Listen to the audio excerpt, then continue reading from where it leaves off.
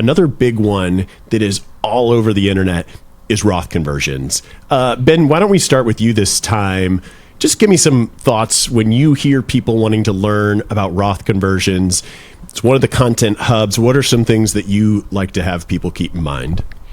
So everybody loves Roth IRAs, as well they should, right? That's money that you pay taxes on now, and then it grows tax-free forever. Right? Who wouldn't love a Roth IRA? But I think a mistake people make is that they get too excited about a Roth and they do conversions before retirement, or they're maxing out their 401k on the Roth side right before retirement during their peak earning years. And usually when we dive into somebody's taxes, we can show them you're in the 22 or 24% bracket now during your peak earning years. And once you retire, you might be at a 10 or 15% effective tax rate. We should be in full deduction mode. As attractive as Roth IRAs are, we should be in deduction mode now and then undo those deductions once we're in retirement. And we would probably keep a 10 or 15% spread on every dollar that we do that with. So Roth IRAs are amazing and they're fantastic and we should be excited about them, but there's a certain order of operations we should be thinking about. So that's when we think about Roths, we love that. Roth conversions are a big part of our year-end tax planning that we do for clients.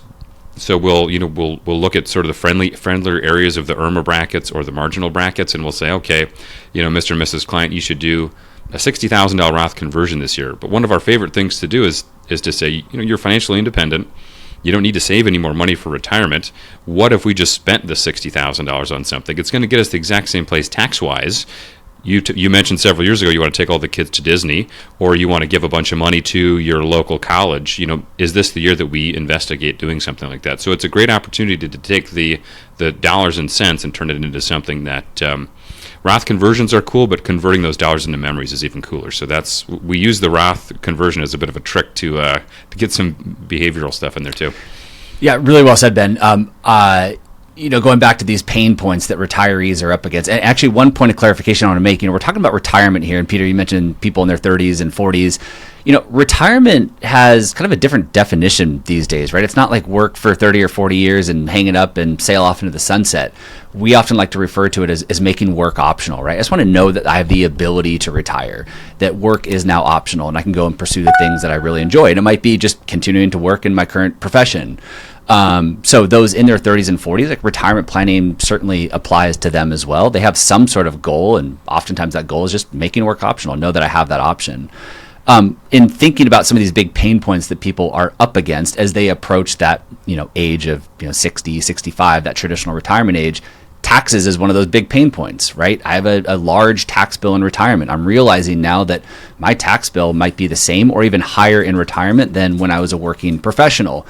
So how do I ensure that I don't overpay the IRS? And Roth conversions is one of those tax planning strategies that comes up when we talk about tax planning and mitigating our taxes in retirement. The one thing I like to highlight is that Roth conversions, as great as they can be, are not going to fix a broken retirement plan, right? Roth conversions are a way to optimize an already healthy plan. So sometimes I think people get fooled into thinking, oh gosh, here's this like magic solution to help get me to the finish line. I like to think about Roth conversions of like, no, I already have a really healthy plan. I've oversaved for retirement. I have enough. How can I optimize this and ensure, again, like I pay my fair share of taxes, but I don't leave the IRS a tip along the way. So I love that we've put this hub together to, again, provide different perspectives to explain what Roth conversions are, how to approach them in retirement, who they're a good fit for, who they're not, and just answering some of these common questions, given that it is such a hot topic in the retirement planning arena.